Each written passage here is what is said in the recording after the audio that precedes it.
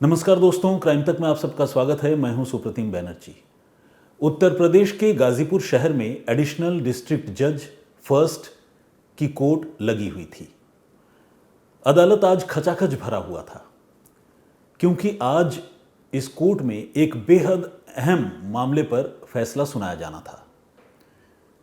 जज साहब अपनी कुर्सी पर विराजमान थे, वकील खड़े थे, जो अलग अलग केसेस से संबंधित लोग होते हैं वो वहाँ पर मौजूद थे, और एक शख्स कटघरे में खड़ा था।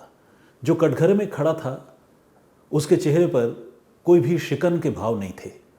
एक बहुत ही लंबा चौड़ा, जिसे लहीम शहीम कहते हैं, और टफ फेस वाला, मतलब जो चेहरे से ही कठोर दिखता हो, ऐसा आदमी कटघरे में खड़ा था। ये वो शख्स था जिसके खिलाफ इस अदालत में पिछले तकरीबन 5 सालों से मुकदमा चल रहा था, और अब इस मुकदमे में फैसले की बारी आई थी। इस शख्स पर इल्ज़ाम था कि उसने महज 4 साल के एक छोटे से बच्चे का कत्ल किया है, और कत्ल भी ऐसे वैसे नहीं, बल्कि मासूम का गला काट कर।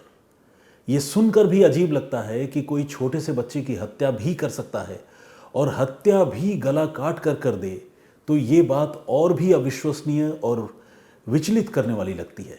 ये बात सुनकर ही रोंगटे खड़े हो जाते हैं। लेकिन जो शख्स इस वक्त कटघरे में था उस पर कुछ ऐसा ही इल्ज़ाम था। पुलिस ने जांच की, सबूत जुटाए, और इसी कोर्ट में इस आदमी के खिलाफ मुकदमा चलता रहा। मुकदमा चलने के बाद अदालत इस नतीजे पर पहुंची थी कि यह आदमी महज आरोपी नहीं है, सिर्फ अभियुक्त नहीं है, बल्कि इस आदमी ने वाकई अपराध किया है, जुर्म किया है, और वो सज़ा का हकदार है। और यही वजह है कि आज एडीजे फर्स्ट की अदालत में काफ़ी भीड़ थी, क्योंकि लोग ये जानना चाहते थे कि एक ऐसे सिरफिरे शख्स का आखिरी अंजाम आखिर होता क्या है। जज साहब शक्ति सिंह चूँकि एक बहुत ही गंभीर मसले का निपटारा करने जा रहे थे, फैसला करने जा रहे थे, तो उनके चेहरे की जो भाव भंगिमा है वो भी काफ़ी गंभीर थी। उन्होंने अपना फैसला सुनाने से पहले जो दोषी शख्स है उसकी तरफ मुड़कर देखा और ये पूछा कि अच्छा ये बताओ, अगर अदालत अभी तुम्हें छोड़ दे, जाने दे, माफ़ कर दे, तो तुम क्या करोगे? उसने जवाब दिया कि जो मैंने पहले किया था मैं फिर वही करूँगा। अगर कोई भी मेरे रास्ते में आएगा, मेरे आड़े आएगा, तो मैं उसका मर्डर कर दूँगा। और ये बात उसने बहुत तल्खी से, बहुत सख्ती से कही। ये सुनकर जज साहब भी कुछ देर के लिए हैरत में पड़ गए। वो ये सुनकर हैरत में पड़ गए कि कोई आदमी इतना जालिम, इतना निष्ठुर, इतना संगदिल कैसे हो सकता है। कोई किसी बच्चे की हत्या कर दे और उस हत्या का वो गुनहगार पाया जाए, दोषी पाया जाए, जब उससे अदालत में ये पूछा जाए कि अगर तुम्हें छोड़ दिया जाए तो तुम क्या करोगे, तो आम तौर पर कोई भी आदमी, और जज साहब ने भी शायद यही एक्सपेक्ट किया होगा कि जवाब यही आएगा कि माई बाप हुजूर छोड़ दीजिए तो मैं हमेशा के लिए सुधर जाऊंगा, अच्छा इंसान बन जाऊंगा, मैं अब कभी किसी को नुकसान नहीं पहुंचाऊंगा। कुछ ऐसा जवाब शायद कोर्ट में मौजूद सारे लोग और जज साहब भी उम्मीद कर रहे थे। लेकिन हुआ ठीक उल्टा। कटघरे में जो शख्स खड़ा था उसने वही कहा जिसका मैंने अभी जिक्र किया। उसने कहा कि मैं फिर मर्डर करूंगा। अब सवाल है कि आदमी कौन था और इसने ऐसा क्यों कहा, उसके दिमाग में क्या चल रहा था, इसके बारे में मैं आपको बताऊंगा। लेकिन इस आदमी का जवाब सुनने के बाद जज साहब ने क्या कहा, आपको वो पहले जानना चाहिए। जज साहब ने कहा, ठीक है, तुम इसी काबिल हो कि तुम्हें फांसी के फंदे पर तब तक लटकाया जाए जब तक कि तुम्हारी जान न चली जाए, तुम्हारे प्राण पखेड़ू न उड़ जाएं। ये कहकर जज साहब ने अपने पेन की निब तोड़ दी। फांसी देने के बाद आमतौर पर कलम की निब, यानी जो टिप ऑफ द पेन होता है, उसे तोड़ देने की परंपरा है। क्यों है, इसके बारे में कभी और बातचीत हो सकती है, विस्तार से बातचीत हो सकती है। लेकिन इसके पीछे जो बॉटम लाइन है, जितना मैं जानता हूँ, वो सिर्फ इतना ही है कि अदालत भी किसी को सजाए मौत नहीं देना चाहती है। इसके बावजूद अगर किसी की हरकत ऐसी हो कि वो सज़ाए मौत का हकदार हो और उसे सज़ा देना पड़े, तो अदालत ऐसी सज़ा देती तो ज़रूर है, लेकिन वो चाहती है कि फिर से इस कलम से दोबारा किसी के नाम मौत का परवाना जारी न हो, इसलिए वो इस कलम की निब जज साहब तोड़ देते हैं। और ये जो तोड़ते हैं ये बेसिकली एक सिंबल है, एक प्रतीक है इस चीज़ का कि किसी की जान लेना कानून को और अदालत को भी अच्छा नहीं लगता, लेकिन हालात ऐसे होते हैं कि कुछ मामलों में ऐसा करना पड़ता है और आइंदा ऐसा न करना पड़े, मन में ये भी भावना होती है। तो कुछ इसी थॉट के साथ जज साहब ने उसे कहा कि तुम्हें फिर फांसी के फंदे पर लटकाया जाएगा और तब तक लटकाया जाएगा जब तक कि तुम्हारी जान न चली जाए, हैंग टिल डेथ। और ये कहकर उन्होंने अपने पेन की नींव तोड़ दी। ये सुनते ही पूरे अदालत में सनसनी फैल गई। सनसनी इसलिए फैल गई क्योंकि कत्ल के मामले तो बहुत सामने आते हैं, फांसी का फैसला आमतौर पर कम ही सुनाया जाता है। बेशक ये लोअर कोर्ट का मंजर है, लेकिन जब जज साहब ने दोषी को फांसी की सज़ा दी तो लोग हैरत में भी पड़े, चौंके भी, और उन्होंने बड़ी राहत और बहुत सुकून भी महसूस किया। वो इसलिए क्योंकि ये जो दोषी था उसने बहुत ही जघन्य हरकत को अंजाम दिया था और इसके बाद वो अपनी सिरफिरी जिद पर अड़ा हुआ था कि इसके बाद भी वो कत्ल करेगा। ये घटना है महज एक रोज़ पहले की, यानी आज जब मैं शुक्रवार आप लोगों से बातचीत कर रहा हूँ, ये घटना है गुरुवार 11 जून की।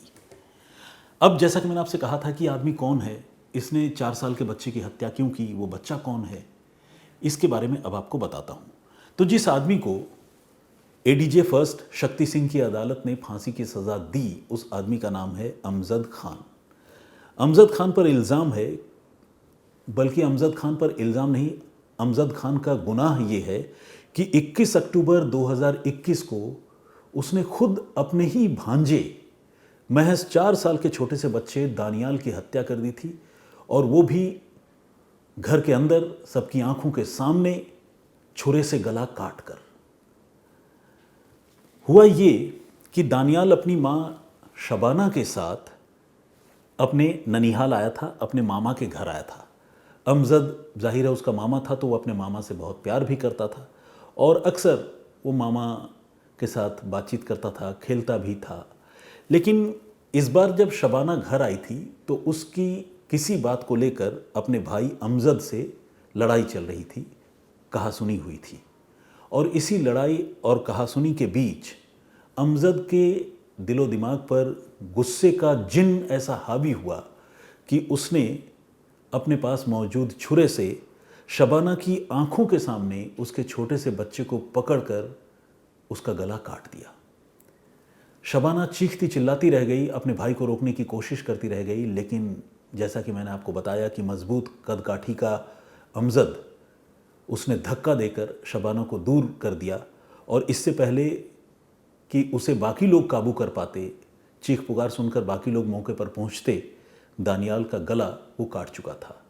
दानियाल के साथ उसने ऐसी दरिंदगी की कि उसका सिर कट कर गर्दन के साथ लटक कर रह गया, यानी बस कुछ इंच और कटते तो शायद सिर से धड़ अलग हो जाता। ये मंजर था। और ये सब कुछ उस छोटे से बच्चे की माँ की आंखों के सामने हुआ। आप सोचिए कि उस माँ पर क्या गुजरी होगी जिसके बच्चे को मामूली सी खरोंच लग जाए तो माँ तड़प उठती है, और उस माँ की आंखों के सामने खुद उसका सगा भाई अगर उसके बेटे का कत्ल कर दे और वो भी इस दरिंदगी से, तो उस माँ के दिल पर उस वक्त क्या गुजरी होगी। और सिर्फ माँ ही क्यों, उस परिवार में जो दूसरे मेंबर्स थे वो भी वहाँ मौके पर मौजूद थे। कुछ लोग चीखें सुनकर वहाँ पर आ गए थे और उन्होंने ये सब कुछ अपनी आंखों से देखा। इसके बाद जो अमजद है उसने वहाँ से भागने की कोशिश की, लेकिन आखिरकार उसे काबू कर लिया गया, पकड़ लिया गया, और उसके बाद पुलिस ने उसे जेल भेजा। चूँकि ये एक ओपन एंड शट केस था, बहुत सारे लोगों की आंखों के सामने ये घटना हुई थी, तो पुलिस को भी इस मामले में तफ्तीश आगे बढ़ाने में और सबूत इकट्ठा करने में कोई बहुत ज़्यादा दिक्कत नहीं हुई। दानियाल यानी उस छोटे से बच्चे के कत्ल में इस्तेमाल किया गया छुरा वो पुलिस ने रिकवर कर लिया। अमजद को पकड़ा, खून से सने उसके कपड़े बरामद किए, सीन ऑफ क्राइम का एक एक डिटेल पुलिस ने नोट किया फॉरेंसिक एविडेंस इकट्ठा किए और परिवार में जो भी लोग वहाँ पर मौजूद थे उन सारे लोगों से पुलिस ने बातचीत की और पुलिस ने एक वाटर टाइट केस तैयार किया, यानी एक बहुत मजबूत मुकदमा पुलिस ने तैयार किया जिसे उसने अदालत के सामने चार्जशीट के तौर पर पेश किया। इस मामले में कुल 9 गवाह थे, जिसमें बच्चे की मां शबाना भी थी और शबाना के साथ साथ उसकी 3 और बहनें भी थी। इसके अलावा एक भाई भी जो है अमजद का, वो गवाह के तौर पर इस केस का हिस्सा था। और जैसा कि मैंने आपको बताया, पुलिस ने दूसरे सबूत भी इकट्ठा किए थे चूँकि कई चश्मदीद थे।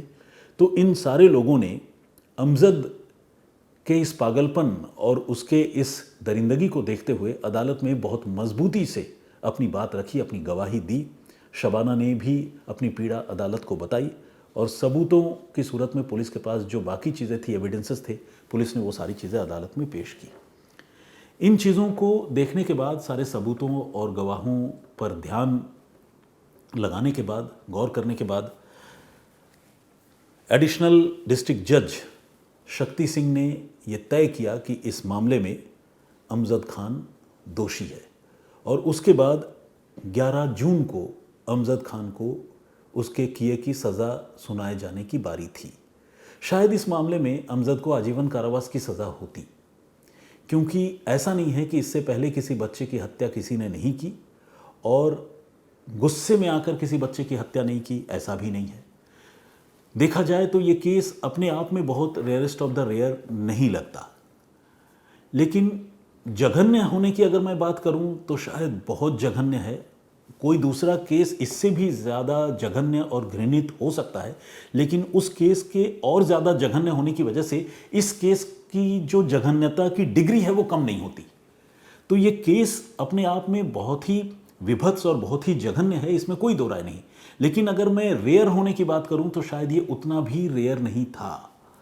जज साहब के दिमाग में क्या था ये मुझे नहीं पता, लेकिन सज़ा सुनाए जाने से पहले जज साहब शक्ति सिंह ने जब अमजद खान से मुखातिब होकर उससे ये पूछा कि अगर तुम्हें छोड़ दिया जाए तो अब तुम क्या करोगे, तो उसने जो जवाब दिया उसने, समझ लीजिए कि उसके नाम मौत का परवाना जारी करने के लिए न्यायाधीश शक्ति सिंह को मजबूर कर दिया और उन्होंने कहा कि तुम्हें फांसी की सज़ा दी जाती है और तुम्हें तब तक फांसी के फंदे पर लटकाया जाएगा जब तक कि तुम्हारी मौत नहीं हो जाती। इसके बाद पुलिस उसे पेश करने के लिए हथकड़ी के साथ कोर्ट में लाई थी और फिर वहीं से इस फैसले के बाद उसे पुलिस के जेल वैन में बिठाकर गाज़ीपुर जेल भिजवा दिया गया।